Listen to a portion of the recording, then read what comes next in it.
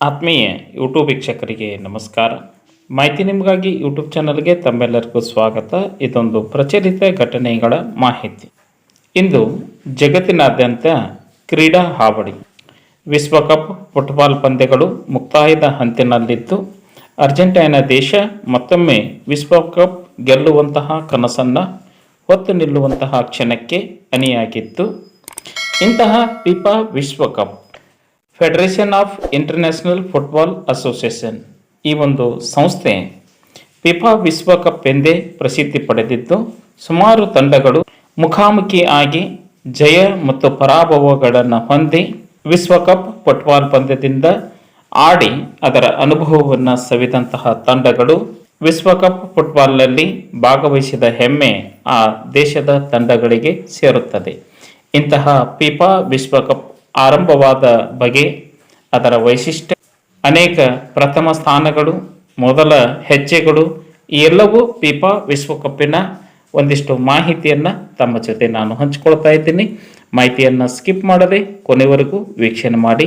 First time ಮಾಹಿತಿ ನಿಮಗಾಗಿ YouTube channel ವೀಕ್ಷಣೆ ಮಾಡ್ತಾ ಇದ್ದರೆ ಸಬ್ಸ್ಕ್ರೈಬ್ ಬಟನ್ ಮೇಲೆ ಕ್ಲಿಕ್ ಮಾಡಿ, ಬೆಲ್ ಐಕನನ್ನು ಒತ್ತಿ ಆಲ್ ಅಂತಕ್ಕಂಥ ಆಪ್ಷನ್ಸ್ ಆಯ್ಕೆ ಮಾಡಿಕೊಳ್ಳಿ.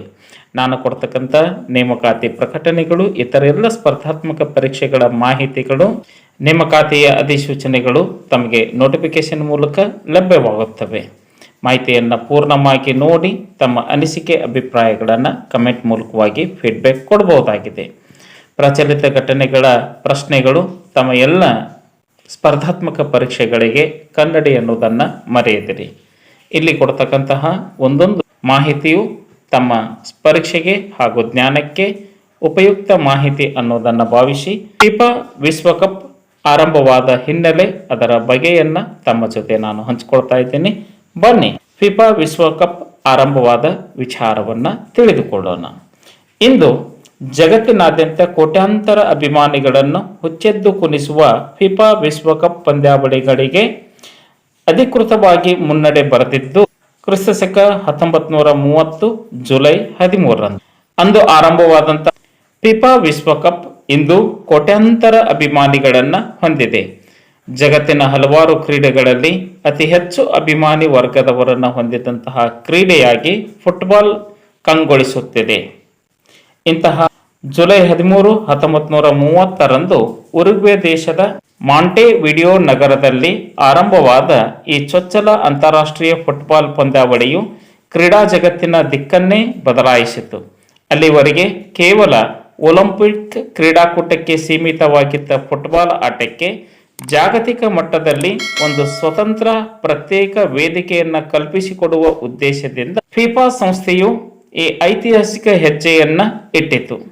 ಉರುಗ್ವೆ ದೇಶವು ತನ್ನ ಸ್ವಾತಂತ್ರ್ಯದ ಶತಮಾನೋತ್ಸವವನ್ನು ಆಚರಿಸಿಕೊಳ್ಳುತ್ತಿದ್ದ ಕಾರಣ ಮತ್ತು ಹಿಂದಿನ ಒಲಿಂಪಿಕ್ನಲ್ಲಿ ಫುಟ್ಬಾಲ್ ಚಿನ್ನದ ಪದಕವನ್ನು ಗೆದ್ದಿದ್ದರ ಪರಿಣಾಮದಿಂದಾಗಿ ಮೊದಲ ವಿಶ್ವಕಪ್ ಆತಿಥ್ಯ ಗೌರವವನ್ನು ಆ ದೇಶ ಉರುಗ್ವೆ ದೇಶಕ್ಕೆ ಒಲಿದು ಬಂದಿತು.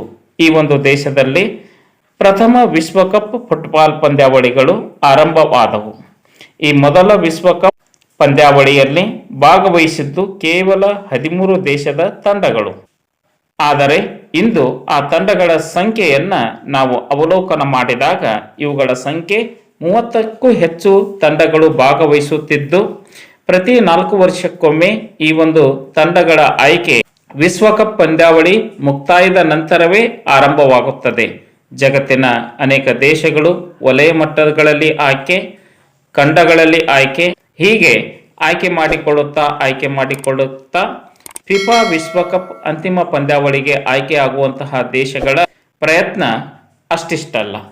ಇಂತಹ ಪ್ರಥಮ ಫಿಫಾ ವಿಶ್ವಕಪ್ ಅನ್ನ ನಡೆಸುವಂತಹ ಹೆಗ್ಗಳಿಕೆ ಬಂದಿದ್ದು ಉರುಗ್ವೆ ದೇಶಕ್ಕೆ.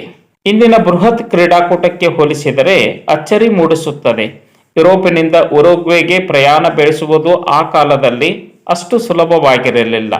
ಸುದೀರ್ಘವಾದ ಸಮುದ್ರಯಾನ ಮತ್ತು ಆರ್ಥಿಕ ಸಂಕಷ್ಟಗಳ ಕಾರಣದಿಂದಾಗಿ ಕೇವಲ 4 ಯುರೋಪಿಯನ್ ತಂಡಗಳು ಮಾತ್ರ ಆ ಕ್ರೀಡಾಕೂಟದಲ್ಲಿ ಪಾಲ್ಗೊಳ್ಳಲು ಸಾಧ್ಯವಾಯಿತು. ಉಳಿದಂತೆ ಅತಿಥೇಯರು ಉರುಗ್ವೆ ಸೇರಿದಂತೆ ದಕ್ಷಿಣ ಅಮೆರಿಕ ಮತ್ತು ಉತ್ತರ ಅಮೆರಿಕದ ಒಟ್ಟು 13 ತಂಡಗಳು ಈ ಮಹಾ ಸಮರದಲ್ಲಿ ಅರ್ಥಾತ್ ಪ್ರಥಮ ಫಿಫಾ ವಿಶ್ವಕಪ್ ಫುಟ್ಬಾಲ್ ಪಂದ್ಯಾವಳಿಯಲ್ಲಿ ಭಾಗವಹಿಸಲು ಸಾಧ್ಯವಾಗಿತ್ತು. ಇಡೀ ವಿಶ್ವವೇ ಕಾತರದಿಂದ ಕಾಯುತ್ತಿದ್ದ ಪಂದ್ಯಾವಳಿಯ ಉದ್ಘಾಟನಾ ಪಂದ್ಯಗಳು ಜುಲೈ 13ರಂದು ಏಕಕಾಲಕ್ಕೆ ಆರಂಭವಾದವು. ವಿಶ್ವಕಪ್ ಇತಿಹಾಸದ ಅತ್ಯಂತ ಪ್ರಮುಖ ಮತ್ತು ಸುವರ್ಣ ಕ್ಷಣ ದಾಖಲಾಗಿದ್ದು ಫ್ರಾನ್ಸ್ ಮತ್ತು ಮೆಕ್ಸಿಕೋ ನಡುವಿನ ಉದ್ಘಾಟನಾ ಪಂದ್ಯದಲ್ಲಿ ಪಂದ್ಯದ 19ನೇ ನಿಮಿಷದಲ್ಲಿ ಫ್ರಾನ್ಸ್ ದೇಶದ ಯುವ ಆಟಗಾರ ಲೂಸಿಯನ್ ಲಾರೆಂಟ್ ಅವರು ಮೆಕ್ಸಿಕೋ ವಿರುದ್ಧ ಅದ್ಭುತವಾದ ಗೋಲು ಬಾರಿಸುವ ಮೂಲಕ ಇತಿಹಾಸವನ್ನು ನಿರ್ಮಿಸಿದರು. ಇದು ಫಿಫಾ ವಿಶ್ವಕಪ್ನಲ್ಲಿ ಇತಿಹಾಸದಲ್ಲೇ ದಾಖಲಾದ ಅತ್ಯಂತ ಮೊದಲ ಗೋಲು ಎಂಬ ಹೆಗ್ಗಳಿಕೆಗೆ ಪಾತ್ರವಾಯಿತು. ತದನಂತರ ಫ್ರಾನ್ಸ್ ಈ ಪಂದ್ಯವನ್ನು 4-1 ಗೋಲುಗಳ ಅಂತರದಿಂದ ಜಯಿಸಿತು. ಈ ಚೊಚ್ಚಲ ವಿಶ್ವಕಪ್ ಪಂದ್ಯಾವಳಿಯು ಕ್ರೀಡಾ ಅಭಿಮಾನಿಗಳಲ್ಲಿ ಅಭೂತಪೂರ್ವ ಉತ್ಸಾಹವನ್ನು ತುಂಬಿತು. ಅಂತಿಮವಾಗಿ ಆತಿಥೇಯ ಉರುಗ್ವೆ ತಂಡವು ಅರ್ಜೆಂಟೈನಾ ತಂಡವನ್ನು ಮಣಿಸಿ ಮೊದಲ ವಿಶ್ವಕಪ್ ಚಾಂಪಿಯನ್ ಆಗಿ ಹೊರಹೊಮ್ಮಿತು. ಈ ರೀತಿಯಾದಂತಹ ವಿಶ್ವಕಪ್ ಪಂದ್ಯಾವಳಿಗಳು ಫುಟ್ಬಾಲ್ ಕ್ರೀಡೆಗೆ ಆವರಿಸಿಕೊಂಡಿದ್ದನ್ನು ನಾವು ಕಾಣ್ತಾ ಇದ್ದೀವಿ. ಜಗತ್ತಿನಾದ್ಯಂತಹ ಎಲ್ಲ ಕ್ರೀಡೆಗಳಿಗೆ ಅಭಿಮಾನಿಗಳು ಇರುವುದನ್ನು ನಾವು ಕಾಣ್ತಾ ಇದ್ದೀವಿ. ಆ ಕ್ರೀಡೆಗಳು ನಡೆಯುವಂತಹ ಸಂದರ್ಭದಲ್ಲಿ ಆ ಕ್ರೀಡೆಗಳನ್ನು ಆನಂದಿಸುವ, ಅನುಭವಿಸುವ ಹಾಗೂ ಅದನ್ನೇ ತಮ್ಮ ಅಭಿಮಾನಿಗಳು ಜಗತ್ತಿನಾದ್ಯಂತ ಕಂಡುಬರುತ್ತಾರೆ.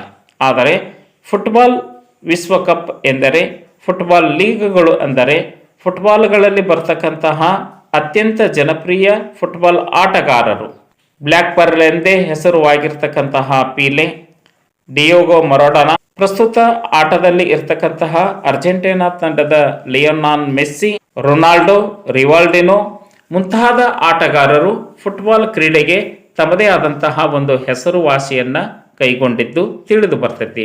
ತಮ್ಮ ಆಟದ ಮೂಲಕವಾಗಿ, ತಮ್ಮ ಆಟದ ಕ್ರೀಡಾ ಸ್ಫೂರ್ತಿಗಳಿಂದಾಗಿ, ಫುಟ್ಬಾಲಿನ ದಂತಕಥೆಗಳಾಗಿ ಅನೇಕ ವ್ಯಕ್ತಿಗಳು ಮೆರೆದಿದ್ದನ್ನು ನಾವು ಕಾಣ್ತಾ ಇದ್ದೀವಿ. ಜಿಂಡಿನ್ ಜಿಡಾನೆ, ಡೇವಿಡ್ ಮೆಕ್ಹಮ್, ಈ ಎಲ್ಲ ಅನೇಕ ಮಹನೀಯರು ಫುಟ್ಬಾಲ್ ಕ್ರೀಡಾಲೋಕಕ್ಕೆ ತಮ್ಮದೇ ಆದಂತಹ ಹೆಸರನ್ನು ಕೊಟ್ಟವರಾಗಿತ್ತು.